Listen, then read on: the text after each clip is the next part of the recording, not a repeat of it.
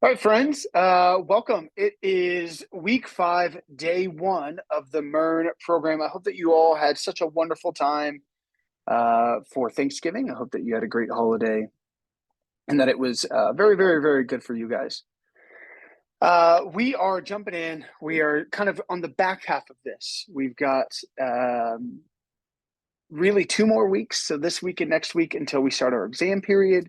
And then the remainder of the couple weeks, the 7th and 8th week, that's just kind of free reign. We'll show you some like authorization stuff, like login and registration, stuff like that. But we are jumping in really. This week's focus is that we're going to look at the back end. We're really going to break it down. We're going to modularize it or break down. We're going to have kind of a new file structure. We touched on it at the very end of week 4, 2 weeks ago. And we're going to build that out so we can start building our back end.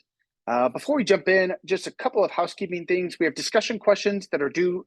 Now, if you guys know your dates really quickly, you see that 12/6 is way later than Sunday. That's because, thank you, Brittany, for showing that somehow somebody moved the, again, I told you guys that there's 2 cohorts going at the same time. So somehow somebody had changed the dates for the discussion questions. So I didn't think that was fair, so I extended it to next Wednesday is technically when you can do it. Now, you might get like a unofficial, like, hey, you need it on Monday, but I gave you till next Wednesday. Just go ahead and knock them out, but I just wanted to give you actually a full week because didn't think it was fair for them to be closed for 2 days. So if you're thinking on that. You only have 1 core assignment today or this week. That is we only have 1 core assignment, and it's just our week 5. Our jokes API. We're going to build something called a movie API, just keep with the theme of us building out movies, but it's going to be very similar. It's going to be an API that we build that has a model, that has routes, that has controllers, that has a config file. We're actually going to have our database that other people can ping. You're going to be using a tool called Postman to do that, or we should be able to do that. But just wanted to kind of show you, we're going to do the same thing with a movie, but that's what your jokes API is going to be. So we talked a little bit about it. We're going to kind of keep this, I'm going to kind of break this out because we're a day ahead. We were really just monolithic app. We've already done that.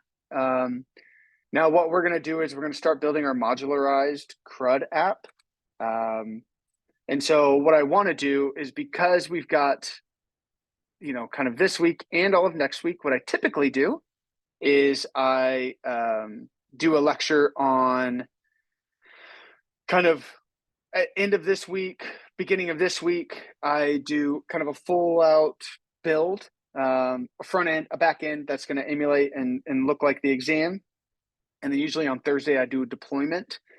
Because we don't have to do deployment, because this is the first stack that you don't have to do deployment, I'm actually going to push that out, and we're going to start our full stack build next week. And so we'll have 3 days to build it. Usually I do it in 2. So we're going to have plenty of time to go super slow. But what that allows me to do is really take our time here. We can go line by line throughout this modularization, our CRUD file, and we'll build out everything, feel good. And we can see too, if we feel good after tomorrow that we've already been able to do CRUD, create our whole thing, then maybe we'll get started here. But I'd like to kind of keep this reserved, because if we want to do this in 2 days, it's a lot.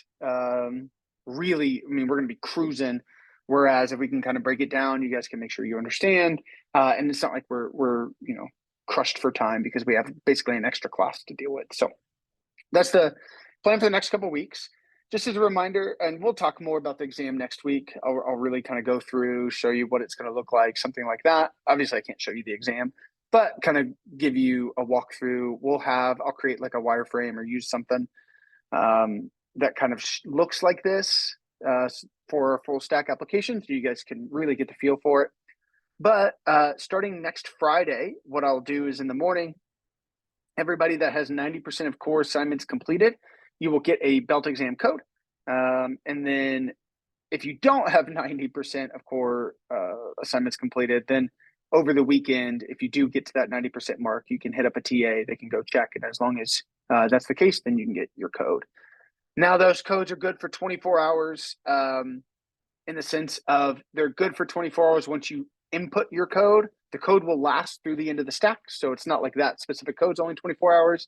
But once you actually put that in, just like every exam, just once you actually put that code in and say, I want to take the exam, then your 24-hour window starts. But that'll be good all the way through Tuesday of week 8, so December 19th. So you have time. If you guys are busy or anything, you don't have to take it this weekend. I'd really encourage you to do that. And just as a reminder, you have up to 3 chances to take the exam. But if you wait until the last day and then you only take your first one, then you're only going to, you're only utilizing one because this is the last day that you can actually take it. Cool. Any questions on that before we get started and jump into the code?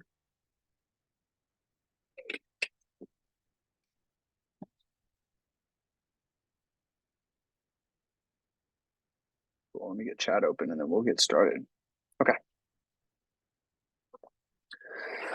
Okay, so let's jump in. What we talked about last week is we went through kind of MongoDB, and at the very end, we talked about kind of and interacted with MongoDB.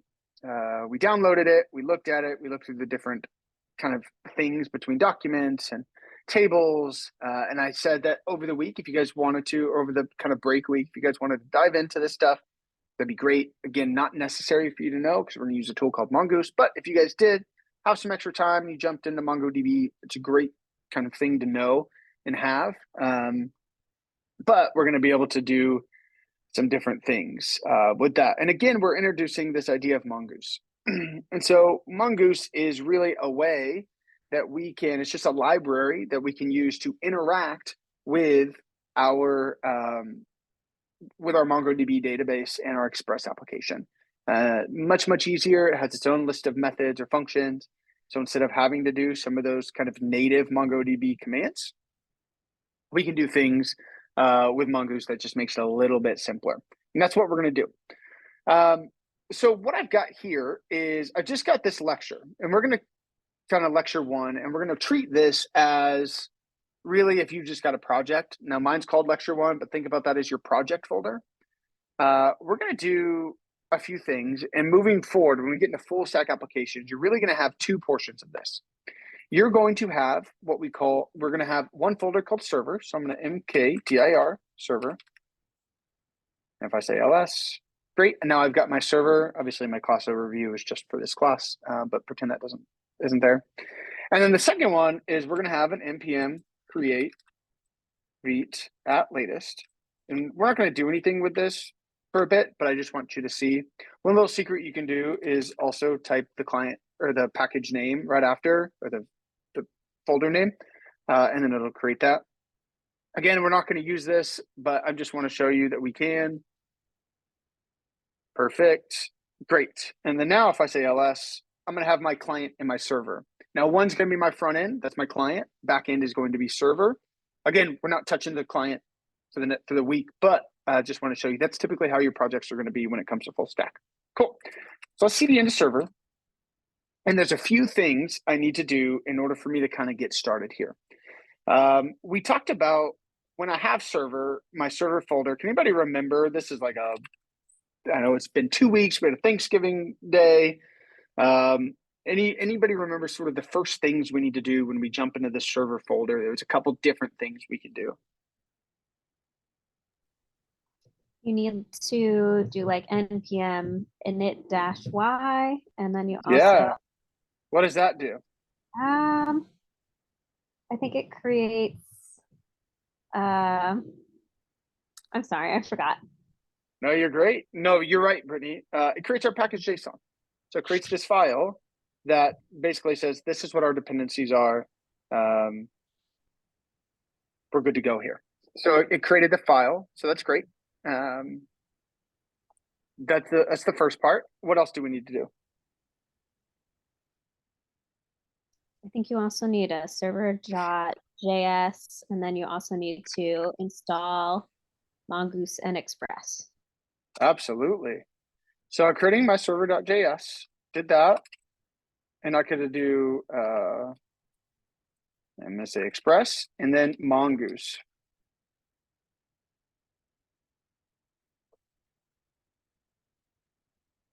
and it is building that out. Cool.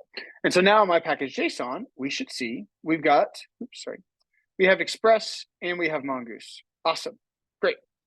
Now, and it also brought us some node modules. So though we had npm and netY, once we actually installed these, then we created this node. It creates this node module. So it's all this good information for us there. Last thing we can do is we could do a touch, dot get ignore. And then within our get ignore, we could say / node modules. Perfect. Cool. Cool. Okay. Great. So we're all set up for this. I'm going to get rid of this for right now. What we also need to do is now we need to modularize. We put a lot of stuff in our server.js file, like our apps and our route.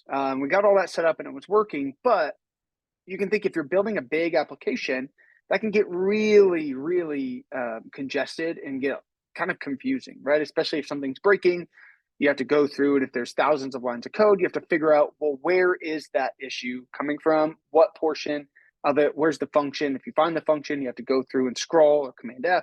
Creates a lot of things. And we want to make sure we can package our product or package our code base to where it's easier to have a fix, because that reduces our downtime. If we know where something's at, we can go in and we can fix it quickly.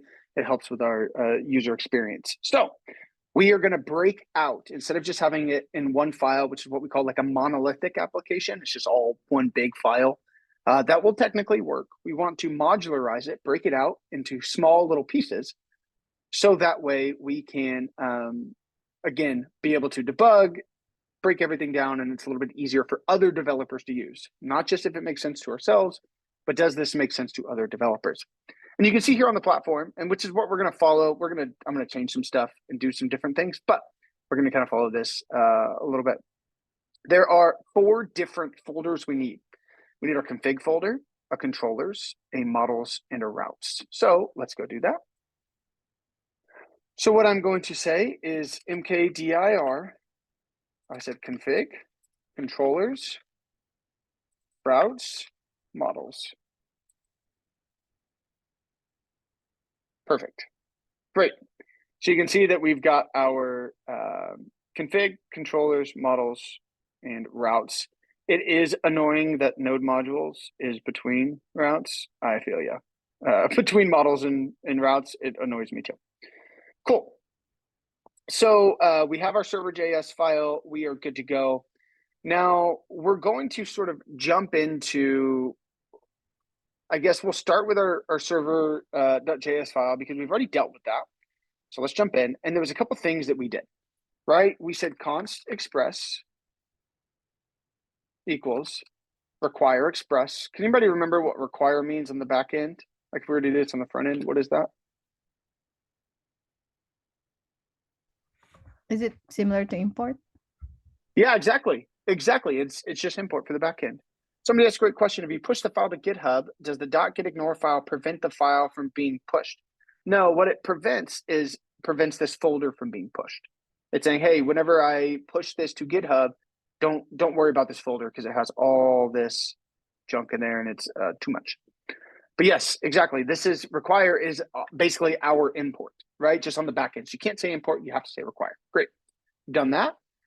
Then we not only do we bring in express, we instantiate it. So we run the function of express, and then we are saving that in this idea or this verb called app. Now, keep it at app because that just makes the most sense. But we're really at the really under it. We are just creating a variable. So this is what we did last week, right? Where we had our app.get, but we're going to break that out. So we don't want to do that. We're going to do a few things. We can do app dot, and then we said we wanted to do use, or we want to do use. So if you guys remember back, if we come all the way back here, let's see, where was that? It's on this file. Here's at the beginning.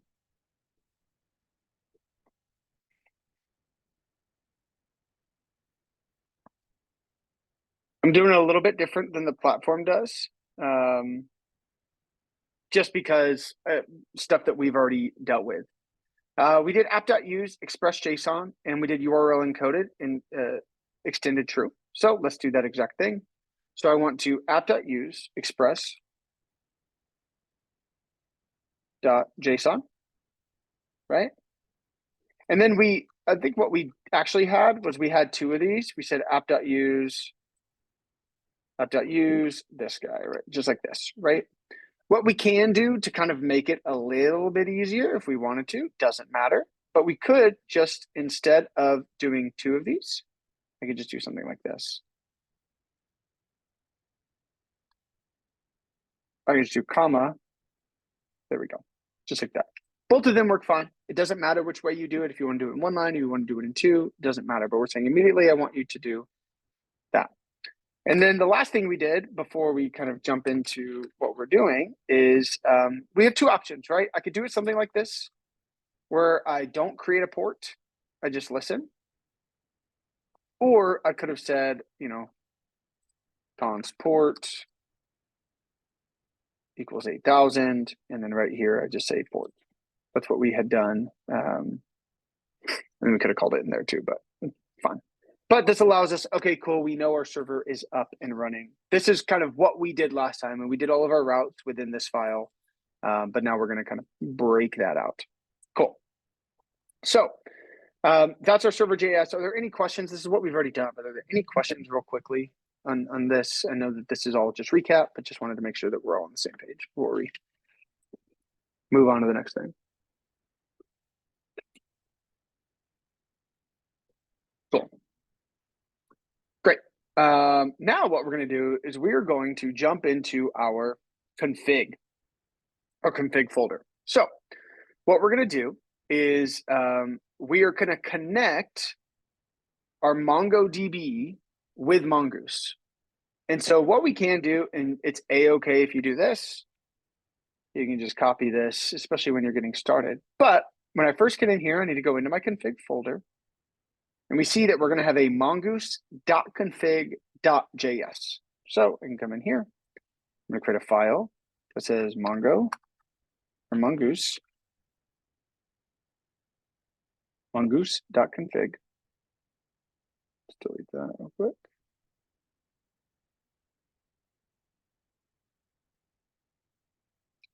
.config.js. Now what this is doing is this is a file that is configuring or connecting our database to our actual application itself.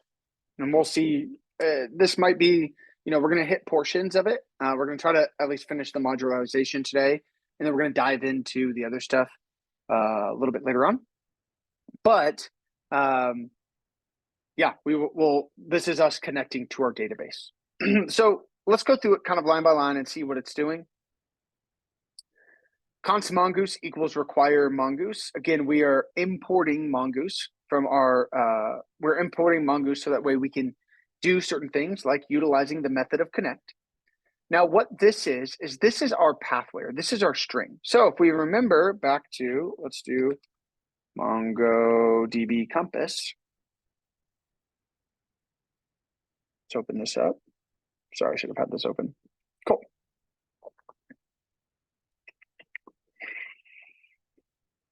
Great. So we have, this is our connection string, right? This is what we will use to connect to our database. Now this is on our computer, which is this idea of localhost, but MongoDB is running.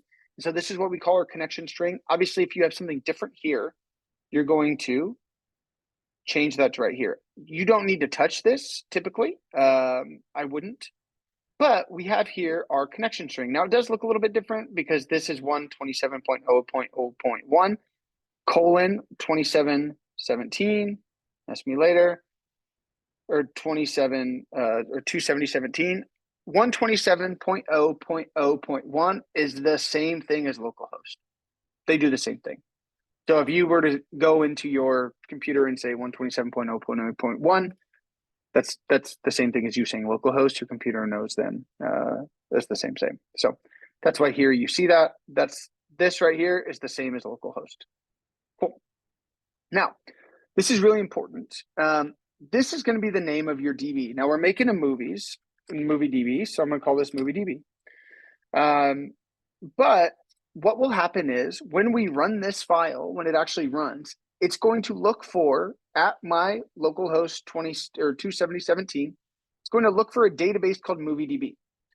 If it doesn't have that, if that database does not exist, then it will create one for me. This is important because you want to make sure that you, if you have two, let's say you have two separate databases for users, maybe you're creating an application for dog walking and another one for cat walking, and let's say they're totally separate. You want to make sure that you don't just put like users here or user DB. If you have multiple, applications because if it finds a user DB, it's just going to think that you're connecting to that one or, whatever. So you want to make sure that that DB name is not already taken, or else you're going to start affecting the data in a different way that you anticipated. So make sure that this is your project database. For right now, you shouldn't have anything that overlaps. Like you're not going to have a user DB. You're going to be like a movie DB, an album DB, a dog DB, right? And then within that, we're going to be talking about users. But just wanted to kind of point that out, that this is your DB name, and it will go in here and it will look, if I connect, it'll look for a DB here. So look, I already have one. Or no, I don't. This DB, because this B is capitalized, that will be different than this DB. And so it does matter. Cool. And then these are just part of the connection method that you can kind of hover over, where you can kind of go to the Mongoose documentation to look at. Just know that you need these there. And then this gives us a promise. So if everything's good, we go and we run this and it's able to connect, we will get a established connection to the database. And if not, we're going to get something went wrong with connecting to the database and it'll pass us this error. So this is just a promise, just a then and a catch. So that's our config file. Now, for this to run, right, we need this to run immediately, right? We need this to run right when we boot this up. We want to be able to connect to our database because we want to have access to things. And so what we'll do is when we come into here, I'm going to have require, and we're going to go into our server. And then from there, we're going to go in, looks like server, oh yeah. Within my server, we're going to go into my config folder and we're going to get the mongoose.config. Now you don't need the JS portion here. That is already implied, but it's saying, hey, I want to bring in this file and run it immediately. Now notice you might be asking yourself, why are we not saying const? Up here, we said const express, we said const app. These are us creating or requiring or bringing in things and wanting to later then use that, refer to it, and run it. Here, we don't need to refer to this again. We just want to establish a connection immediately, and that's it. So that's why we don't have a const, or else in the same way that we have express, require express, we then have to have another variable or another function call. We can just do that here. We're just saying, hey, require this, bring it in, and it will run this file immediately. And then it'll establish a connection to our database. Cool. I'm going to pause there. Are there any questions on kind of the config file? Anything that we, config file, the server.js file, how they're talking to one another? After we establish this file, are we ever going to change it? The config? Nope. Cool. Nope. You'll just keep it like this. Just the only thing you'll change, really, you'll keep this the same for all your projects. The only thing you'll change is this part right here, your project folder. So this is one thing too, and I'm just going to be transparent. If you have to retake an exam, what will often happen is students are stressed and they'll copy and paste and they'll do this over. And you might be, let's say you're talking about movies, right? The new exam, your retake exam is all about movies. I'll come into your folder or into your project, and then this might say like album DB. And I know that you just, if that's the case, I know that you just copied it over. And so if I try to retrieve any data, I'm retrieving it from the album, not from the movie. And that's usually when it doesn't work.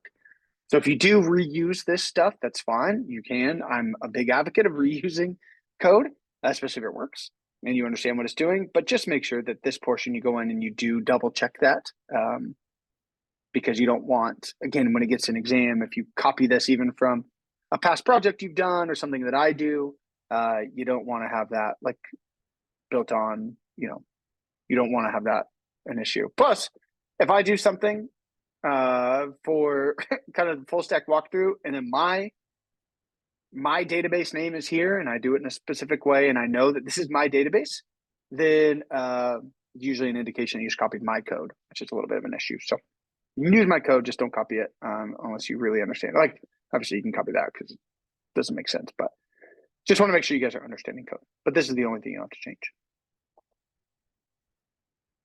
Any other questions? Great question there, Joseph. Same with the server.js. Yeah, we're gonna be adding some stuff here. So we're not quite done with this yet. We're gonna add quite a bit of stuff. Honestly, this is gonna be a file that's gonna continue to grow. But after we're done adding stuff, then yeah, you can kind of you won't. It's kind of once you set it up, you'll be good. But just know that we are going to be adding quite a bit of stuff over these next couple days to this file, including today. Like in the same way that we've already added this, we're going to add something else, so that way we can handle it that way. Great questions. Okay. So we've connected our database. Great. Now what we'll want to do is we're going to want to create a schema and a model. Now, all a schema is basically a blueprint of what we want our data to look like, or we want whenever we're creating something, what we want it to be. So you can come in here. So we're going to go into my model folder. I'm going to create a movie.model.js. In the same way, just like this one's going to be using user. I'm doing movie.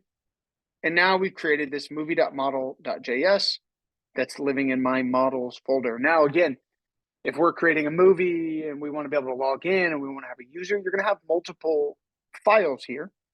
I believe adding model is not necessary. I think you can just do movie.js. But the idea is that if you're working on files up here, if you've got a movie.js controller, if you've got a movie.js routes, if you've got a movie.js models kind of going through, each file can get a little bit confusing. So that's why we say movie.model.js. And just if I'm working here, then I know, oh, this is my models, or that's my controllers. So I'd encourage you to do that. It's not necessary, but I'd definitely encourage you to do that. Cool. So what we're going to be doing is using the Mongoose schema. Again, this is us just defining the blueprint of our data. And so in order for us to use Mongoose schema, we need to bring in Mongoose. So I'm going to say const Mongoose equals require Mongoose. Easy peasy. Then what we want to do is we want to create our actual model for our movie. So what we're going to do is we're going to say const movie schema equals new Mongoose schema. And then what we want to do is we want to go in and give our attributes. And we're going to walk through this here in a second. Cool. So what we're doing is we are creating a Mongoose schema. So we're running this function that takes in an object. And then what we're doing is we're giving it all of our information as of right now. So really we want a title. I'm just going to break this down so that way you can see a little bit easier.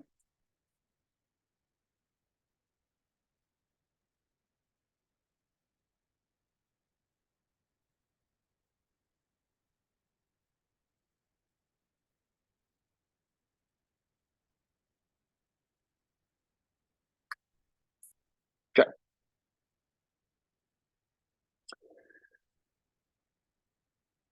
We're going to get rid of that one. Cool. So what we're doing is we're creating the fields that we want. We're just creating key value pairs, right? Where each movie is going to have a title, it's going to have a year, and it's going to have a rating. Then within this model, we're specifying what sort of data should we be anticipating here. So for our model, all we're doing right now, we're not going to do validations yet. We're going to build into this, and we can build in validations here, which is really easy and really great. But for right now, we just want to start at the very beginning. Where we're specifying the type of data we should be anticipating is a string, right? It's a string. So when we're saving this data, this is not inherently working as like a full validation, but it's knowing, okay, when we save this, this is a type string. We're dealing with year, it's type number. And then here, this rating, we can put type number as well. We could do something like Oscar nomination. And that is going to be, I'm going to say type Boolean, just to show you that there's 3 different types. Because remember, this is just JavaScript primitive data types of string, number, and Boolean. So it can either be a true or false, right? That it has an Oscar. So this is the schema.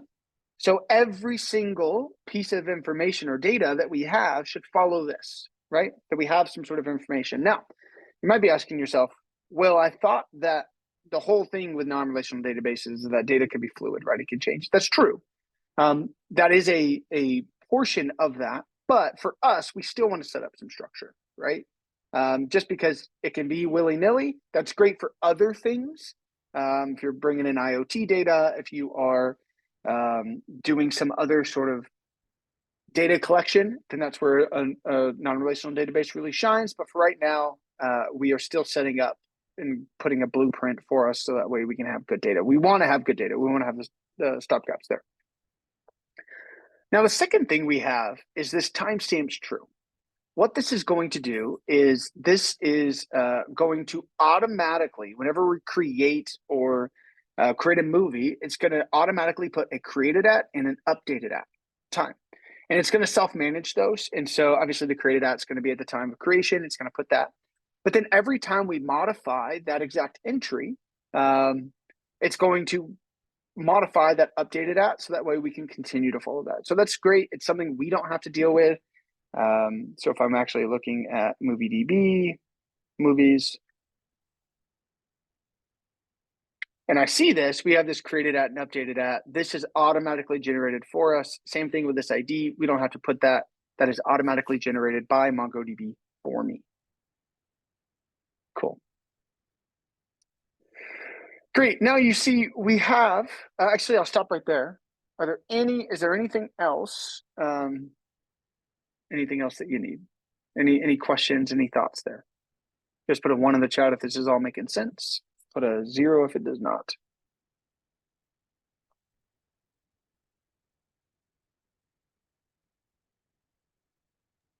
Awesome. Lots of ones. Cool. I do have a Go ahead. question. Yeah. So this is all making sense, but out of curiosity, is there a way to do it within Mongoose itself? Because I find it interesting that we do it within we create a file to do this, because we typically wouldn't do that if we were using something like SQL, right? We could like do it within the MySQL workbench itself. So yeah, like you could go in here and you could kind of add stuff, right? So I could add something, a collection name if I wanted to. But I would say that you definitely want, so yes, you can. But what this will do is we're using Mongoose. Remember, Mongoose is just a library that connects to MongoDB. And it's a way that we can do, like whenever we get to our controller and we start getting to functionality, it's a lot easier than us natively putting MongoDB kind of script in there. And so that's where kind of setting up the schema allows us to then interact, and also we'll have a little bit more control, and you don't have to go back and forth to be like, okay, what did I do here? But no, you can create a collection in MongoDB, absolutely, and then just still retrieve that. Mongoose is not something you have to do MongoDB. Just want to put that out there. You can natively just do MongoDB and interact with that in your own code as well. Mongoose is just a library that we choose to use because it's a little bit easier to understand. But yeah, Joseph, you could absolutely kind of build it on your own here. Does that make sense? Yeah, totally. Cool. Great. Okay, so we've created our movie schema, and we see it's Pascal case, so it is a capital at the beginning, and then every new word's a capital. So just kind of keep that in mind. But now I need to be able to utilize and do something with that, right? Because right now I'm creating the schema, but I need to export it and be able to use it. So let's walk through.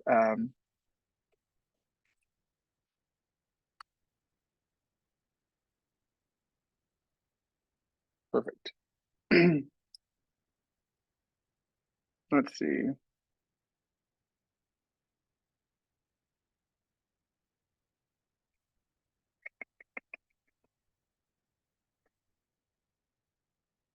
Okay, I don't know what that was. Okay, so now that I've created the schema, I need to have other portions or other aspects of my code to be able to access this, right? So when I'm dealing with my controllers and I'm wanting to go into my schema and grab something, whenever I am dealing, mainly controllers, what I want to do is I want to do something called module exports. And what this means is basically I want to export this file so that way other portions of my code or other places within my code can actually utilize this information. So what I do is I say const movie equals mongoose.model. Now what this is doing here is this is going into my movie schema, or it's taking this movie schema, sorry. It's taking the schema that I just created. So these two need to be the same. And what it's actually doing is going into my MovieDB database, and then it is creating a collection called movie. Whatever I put here is what the name of the collection is going to be. So if I were to put unicorn here, then I'm going to have, again, remember this is not the right one, but I would have a collection called unicorn that would have information of title, genre, whatever we put. Title, year, rating, and Oscar nomination. So again, just to reiterate, this is going in and creating a model within my MongoDB database. It is taking the movie schema we had and creating a collection called movie. Then what we're doing is we're exporting that so that way other portions of my code can utilize that. Specifically my controller, but we're going to get to that in a bit. Are there any questions? I know, Johnny, you wanted me to kind of walk through this. Are there any more questions on the model? We've got 20 minutes, so I think we'll be able to get the controllers and at least routes set up. But are there any questions on this file here? Again, we can do validations in this. It's a little bit advanced. We're going to build into this, but any questions for what we're doing right now? Schema or I think I'm a little so schema is we're making a collection out of the schema. Yeah. Yeah, exactly. We're creating a collection called movie. So just like I had it movies on my other one. Again, remember this is not the right database. And we're saying, hey, here's what it should have. And it creates, it should be, this should be a string, a number, it kind of sets up the blueprint of my model. And then what it does is it creates this collection with whatever name I put here. And then the mongoose.model, that's a function of in mongoose. Yep. Dot model is a method of Yeah. mongoose, which method and function are kind of interchanged. It's a method. So this dot model is a method that takes in two things: the name of what you want your collection to be called, and then what schema or what blueprint you want to pass in. Okay. And then it runs that function. Okay, and then we just name the movie the one that we're gonna export, similar to the collection. So this right here needs to match this. So if I call this unicorn, this would be called unicorn. Okay. This is just something we're creating here. We're saying, hey, I want you to create this and do that, and I'm going to call it, I'm going to refer to it as movie here.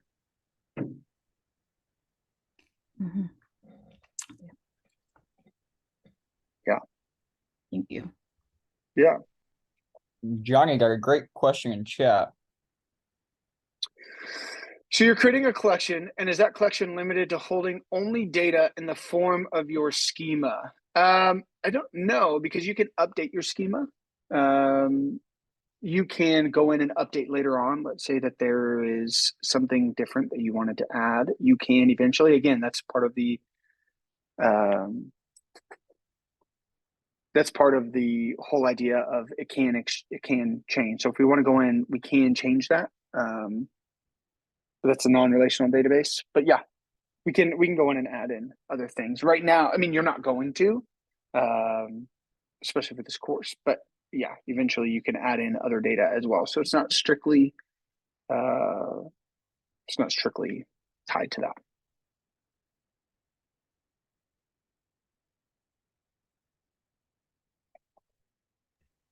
Cool. This time we can. Oh, sorry. No, go ahead. You can have more than one schema.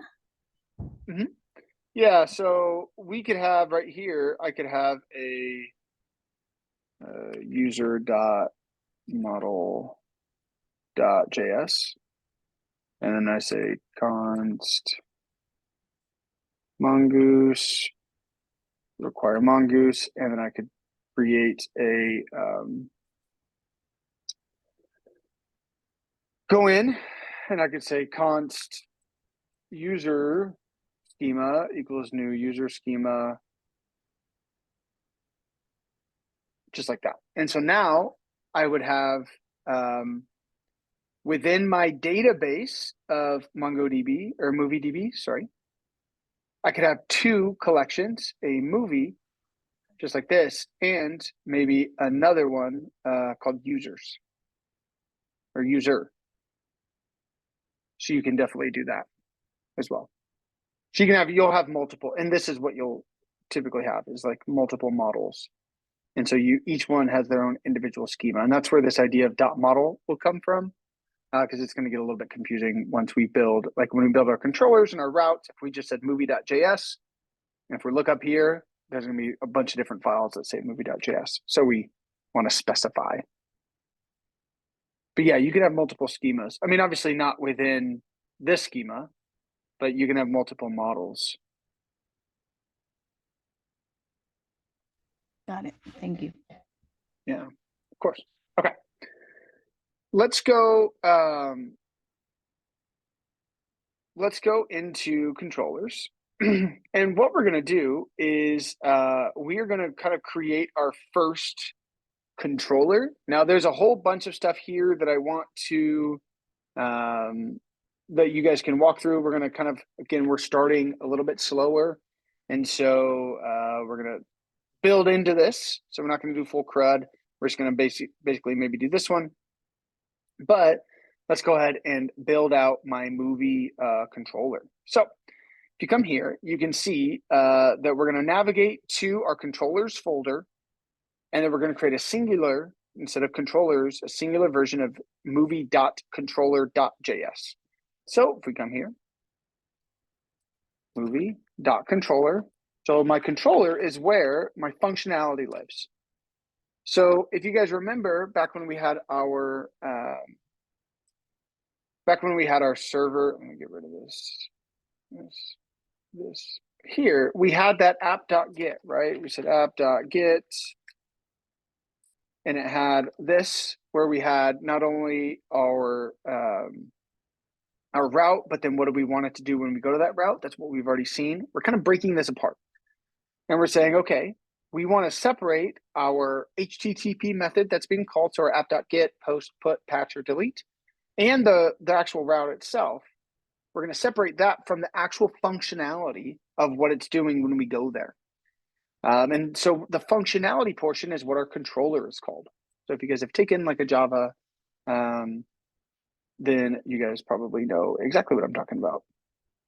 But let's go ahead and look at our controller. So what we're first going to do is go into my controller, and at the top, I'm going to const user and then require, or in this case, movie, we're going to require and we're going to bring it in. So let's say const movie equals require this dot dot, which goes back to models slash movie.model. So it's going into this folder here, grabbing this, and we're saying, hey, this portion that's exported, now this is just JavaScript we're exporting here. Module.exports means that I want to export this file to be able to be used in other files within my project. I want to refer to that as movie.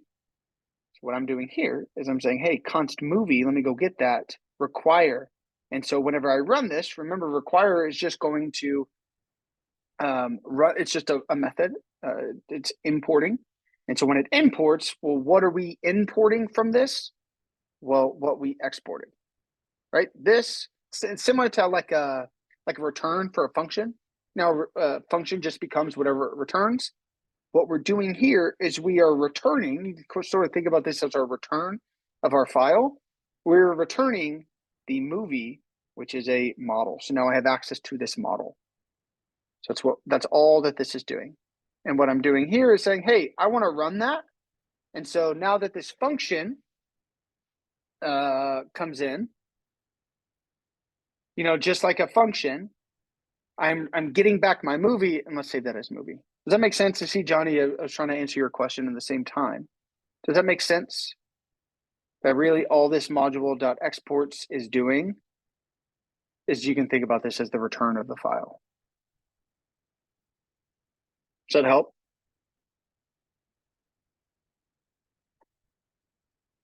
Cool, great.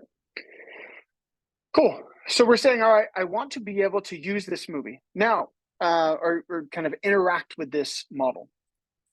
Now, there's a couple of ways that you can do this. And I'm going to show you a separate way from the platform, just so that way you can see the two different ways. Now, you could say module.exports. Again, what this is doing is saying, hey, I want to be able to utilize this somewhere else, right? It's kind of like my return statement. And you can say module.exports find all users, which this is your function name. And keep doing that for every single one. So you can break it out and every single one is being exported. The other way you could do it is just to say module, oh my gosh, dot exports. And then if you have that, let's say, let's do this. So let's say we're creating. All we do is put my name, or put the name of, do this so the squiggly line just goes away, the function name here. So instead of having to do module.exports create movie, module.exports find one movie, module.exports blah blah blah, you could just say module.exports, and you're exporting this package,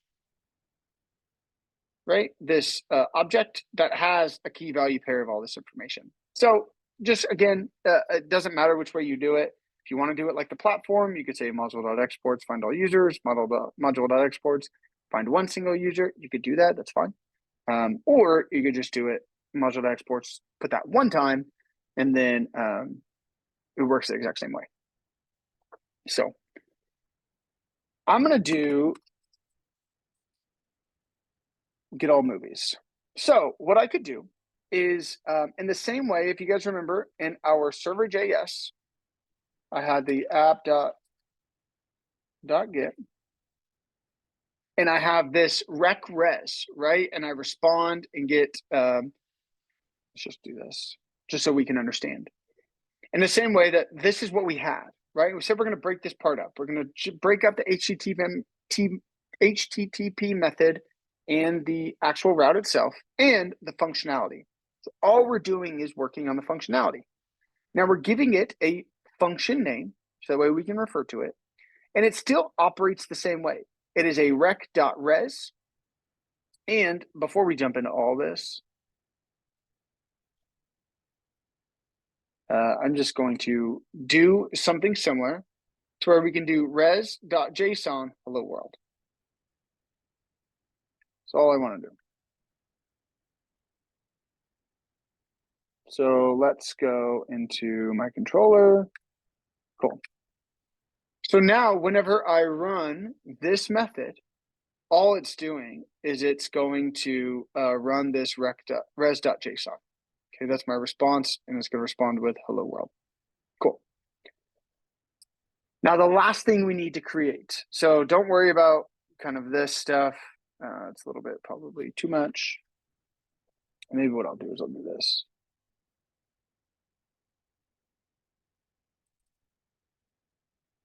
Okay.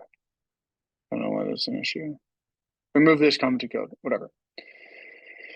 So all we're doing is we're saying, hey, whenever I call this get all movies, all I want you to do is respond. Eventually, we're going to actually call get all movies. But I just want you to respond with this, hello world. Cool.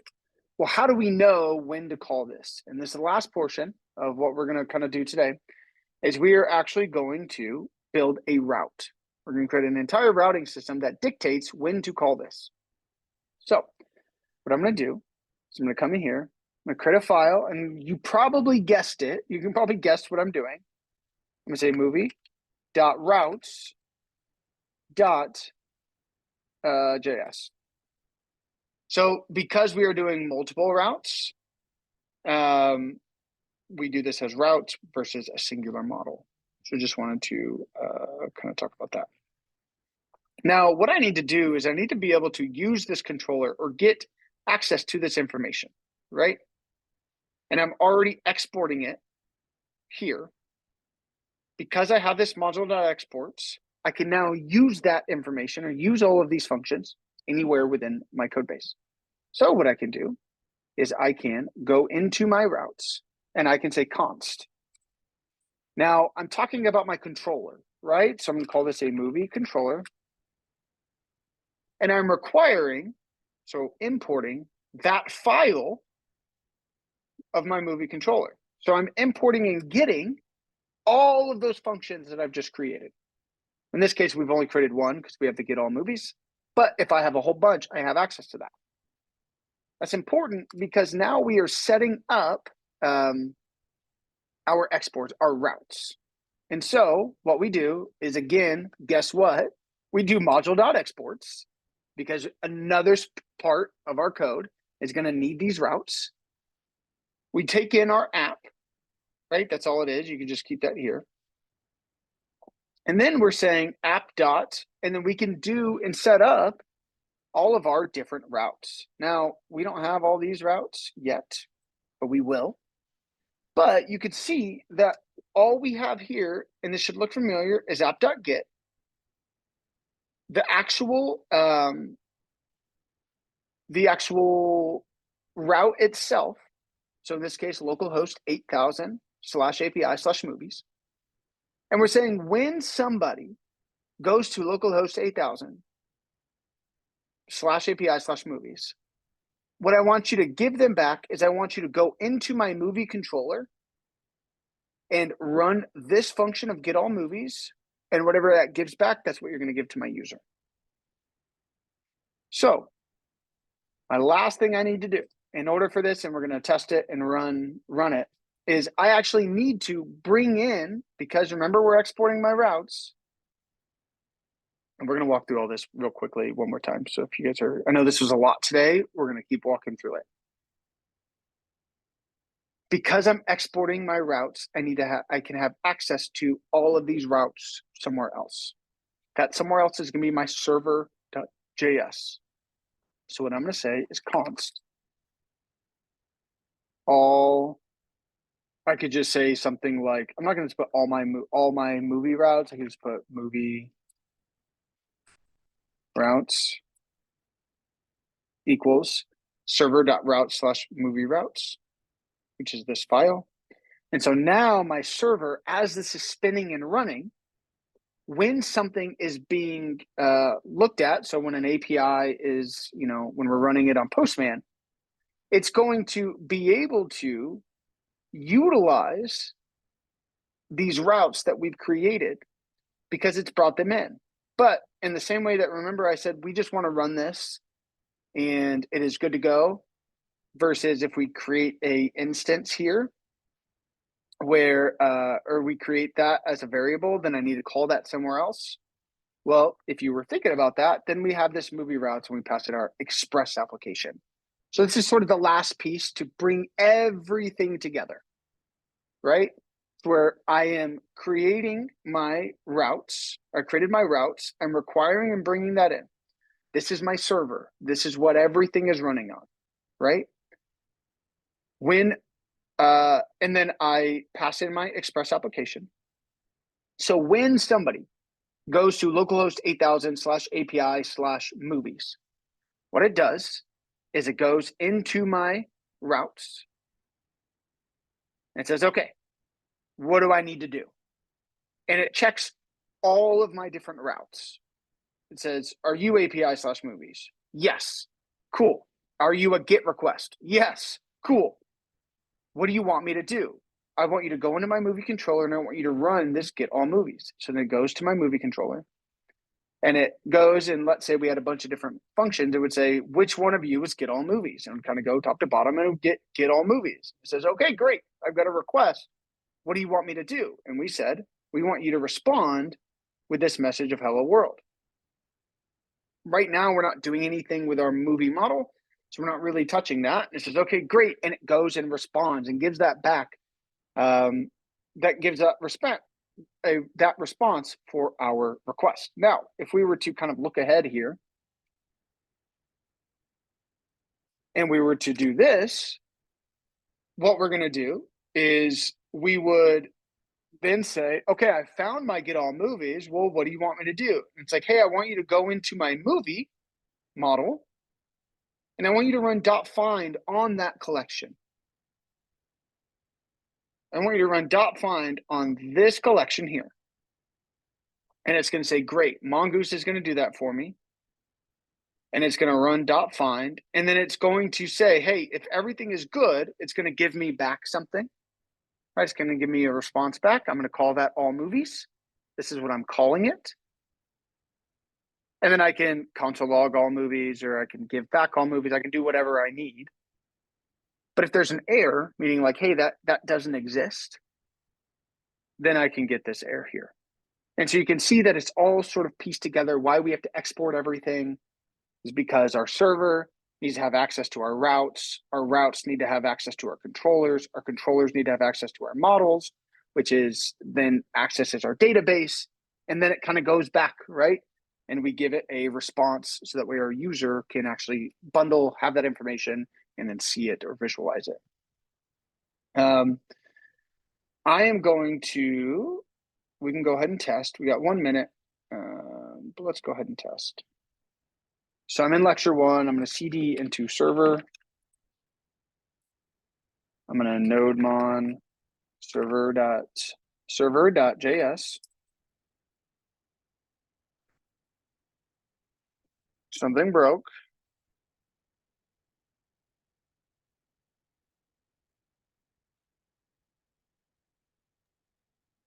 Throw error, cannot find module.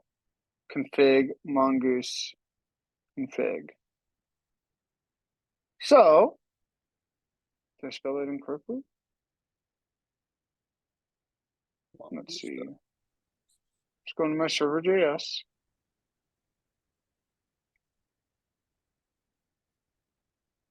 Mongoose config. Let's see. Is it to? I don't know that we need this. Let's try that.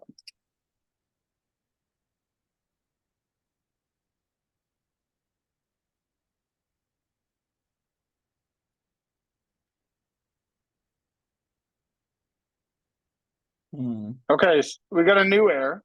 That's good. So Oh, this is a GPT, a Copilot Air. Same thing where it was going too high up.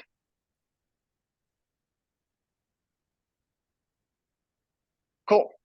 So what was happening was it was going too high up. So this zero or this dot goes up one. So it goes up to my server. And then it was saying within my server, there's a server folder. Within the server folder is a routes. Within the routes is a movie dot routes. But I was already in my server folder. And so there's not a second folder called server. So that's a chat GPT Copilot Air that you guys just witnessed. So it's not always works, but this is what I wanted to see, right? To where we started it, but we have a couple of things, right? We have this listening on port 8000, which that comes from this right here, which is great. And what's the good news is we have another one, established a connection to the database, which means that our config file worked and then we established a connection to the database. Now, if I go here, I don't think I have anything yet, but let's refresh. Yeah, usually not until you like actually do something. So like creating something, which we haven't done yet. But what I should be able to do is go to Postman.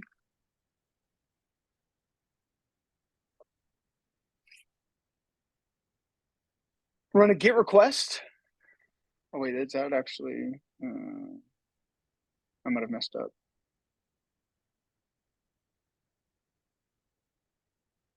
In order for me to do this, I need to comment this out just to show, because we're finding all movies, but we don't have a movie, so it's not gonna give me anything. But just to show, okay, cool, this is working. Just to show that our API is set up correctly, I can do a GET API/movies, and I get a hello world. So I was able to make this request to this route. My application on my server side brought in my routes. It found API/movies. It went into my controller, got all movies, and it gave me a response of hello world. So now everything is fully set up. Our entire backend is now up and running, which is awesome. That rules. Okay. I'm going to stop here. Are there any questions? Any questions here? That's it. That's all I have for class. I know that was a lot. But any questions here?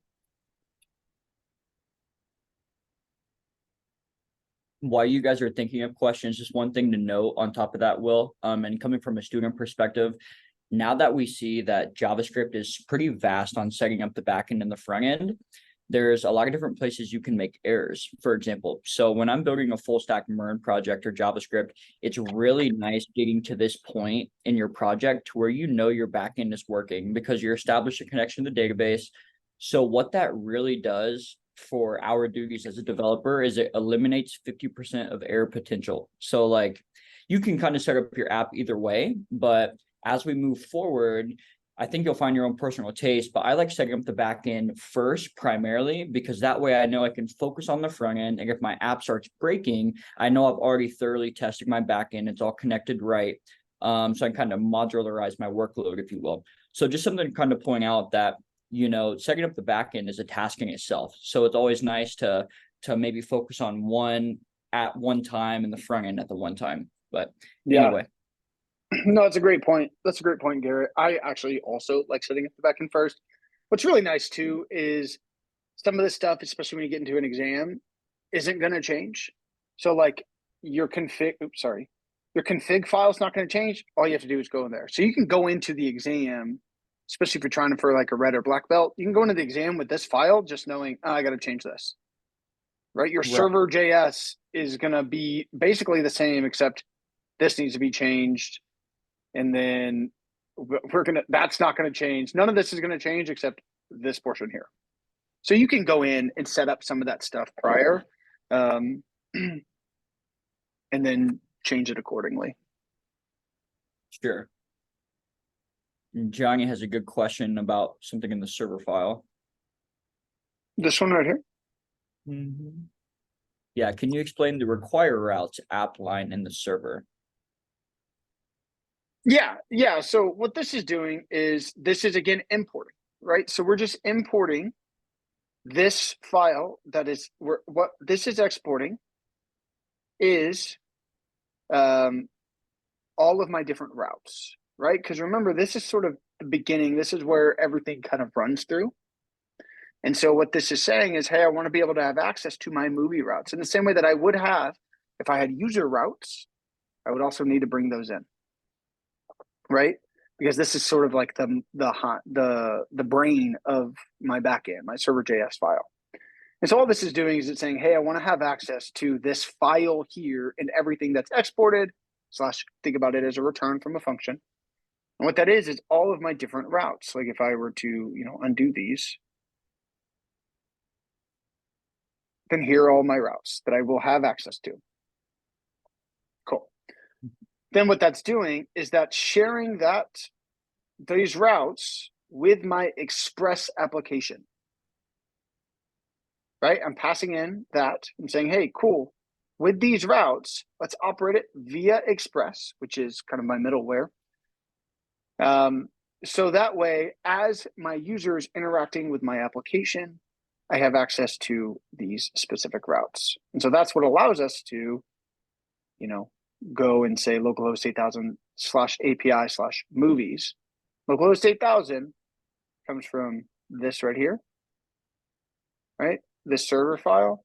And then this /API/movies is just an extension from or within my server.js from my routes file, where I said, oh, what the heck was that? Oh, I hate this. What's happening? Sorry.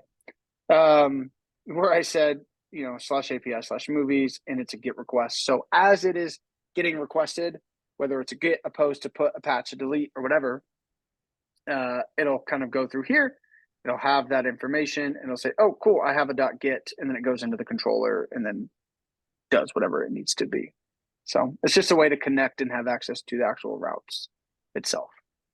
In the same way that if you remember in the React, we had like browser router, and then we had our specific routes. And so as we were on our client going to one portion or another, and we're bringing up specific components, same sort of thing. We have to understand and know which functions to run whenever our user is making, X request. So that way we can utilize that. This app comes from up here. Right? Remember, we were instantiating this Express application. And so I'm passing that in here. So I'm saying for my routes, I want to be able to utilize that in my Express application. Because Express is sort of, again, the brain of all that, of my backend, kind of the foundation. So that's for this app. This app is the same as this app, in the same way that this app and this app. It's just my Express application. So I'm giving my routes into my Express application. So will then on your routes page, the app on routes page is representing the same app that you passed in on the server page? 100%. Yep. Right. Okay. Right. That's the only bit I was getting I see what you're lost saying. at there. Yeah. Sorry. Yeah. So yeah. Sorry, that's a great explanation. So this app.get, That is Express. that is Express. In the same way that whenever I had my server and I said app.get this, my app is my Express. I'm saying, hey, my routes, I want you to have access to my Express application. I'm going to call it app. And so then here it has access to that Express application, which is my .get, my .post, my put, and my delete. Same thing. But yeah, sorry. Thanks. Sorry, I wasn't explaining that correctly. Yes, this is giving access to my Express application by passing it in. Okay, thanks. Yeah, of course. Any other questions? I know we're 10 minutes over, but any other questions, friends?